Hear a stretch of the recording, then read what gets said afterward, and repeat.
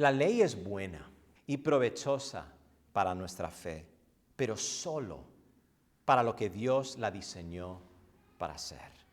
La ley tiene sus usos. Un uso de la ley es que restringe la maldad por medio de la amenaza del castigo, y vemos muchos ejemplos de esto, especialmente en el Antiguo Testamento. La ley nos muestra nuestra necesidad de Cristo. Nos muestra que estamos rotos espiritualmente, que somos pecadores ante Dios y que necesitamos a Cristo. La ley nos guía hacia la santidad, mostrándonos cómo vivir en conformidad al carácter de Dios, no para ser salvos, sino porque somos salvos. Pero cuando pedimos que la ley haga más que lo que es su propósito, nuestra fe se desmorona. La ley restringe la maldad, pero no cambia corazones. La ley nos muestra nuestra necesidad de Cristo, pero no nos puede salvar. La ley nos guía hacia la santidad, pero solo cuando reconocemos que el poder para obedecer la ley no está en nosotros, sino en el Evangelio de Cristo. Y solo cuando conocemos qué parte de la ley se aplica a nosotros. ¿Cuánta confusión hay con aquellos que quieren aplicar estas leyes positivas del pacto mosaico a la iglesia hoy? ¿Cuánta confusión se crea cuando eso sucede? Nuestra confesión de fe, que acabamos de leer todos juntos, dice en el artículo 12, creemos que la ley de Dios es la norma eterna e inmutable de su gobierno moral, que es santa, justa y buena. Pero cuando habla de la ley de Dios como norma eterna e inmutable, se está refiriendo a la ley moral, resumida en los 10 mandamientos. No se está refiriendo a las leyes ceremoniales o a las leyes civiles que solo debían ser obedecidas por aquellos que eran parte del pacto mosaico y que se cumplieron en Cristo y que se abrogaron cuando la nación de Israel dejó de ser una teocracia. Nosotros solo debemos obedecer la ley moral y aquellas leyes que Dios nos ha dado en el nuevo pacto. Entonces la ley es buena para lo que fue diseñada para hacer y hacer. En cuanto al Evangelio, debemos definirlo correctamente y no confundirlo con la ley. El Evangelio, estrictamente hablando, solo contiene promesas, no obligaciones. El Evangelio es un anuncio de lo que Dios hizo por nosotros, no es una declaración de lo que nosotros debemos hacer para Él.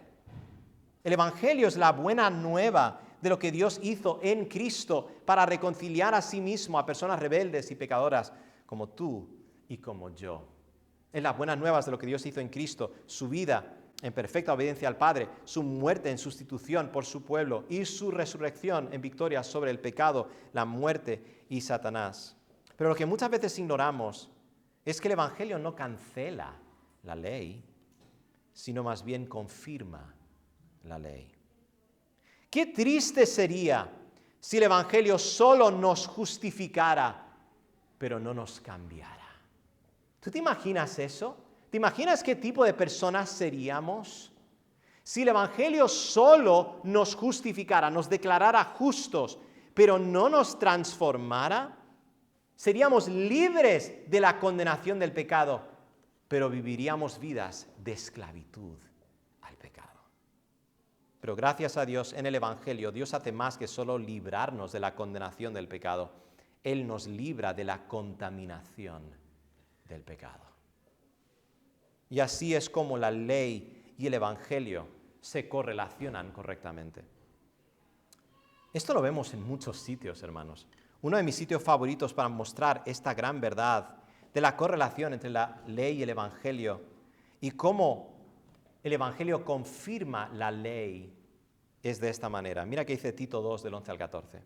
Pero la gracia de Dios se ha manifestado para salvación a todos los hombres, enseñándonos que renunciando a la impiedad y a los deseos mundanos, vivamos en este siglo sobria, justa y piadosamente, aguardando la esperanza bienaventurada y la manifestación gloriosa de nuestro gran Dios y Salvador Jesucristo, quien se dio a sí mismo por nosotros para redimirnos de toda iniquidad. ¿Sabes que esto no se está refiriendo necesariamente de la expiación? Hay muchos pasajes en la Biblia que enseñan la expiación, que se nos quita la culpa. Esto está hablando de nuestra inclinación, nuestra predisposición hacia la iniquidad, la injusticia. Él murió para librarnos del poder dominante del pecado en nuestras vidas.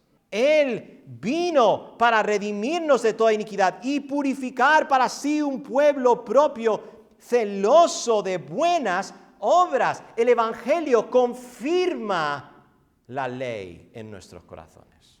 En el Evangelio se nos capacita para obedecer lo que Dios pide de nosotros. ¿Perfectamente? No.